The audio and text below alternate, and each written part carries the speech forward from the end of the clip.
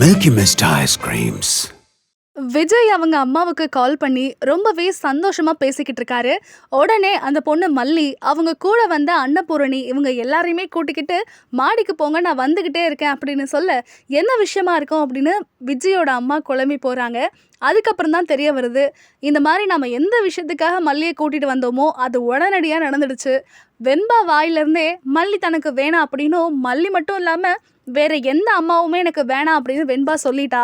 அதனால நாம போட்ட பிளான் சக்ஸஸ். இதுக்கப்புறம் மல்லியை அவள் வீட்டுக்கு அனுப்பிடலாம் அப்படின்னு அதுக்கேற்ற ஏற்பாடுகளை பண்ணிட்டு இருக்காங்க.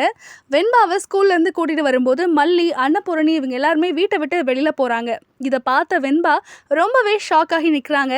வெண்பா மல்லியை திரும்பவும் ஏற்றுக்கிட்டாங்களா அப்படிங்கிறத வரக்கூடிய எபிசோட் பார்த்து தெரிஞ்சுக்கலாம்.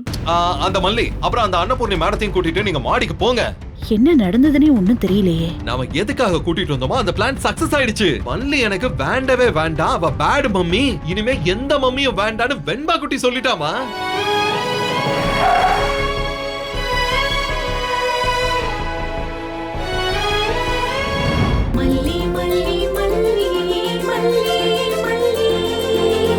Milkshakes make you go.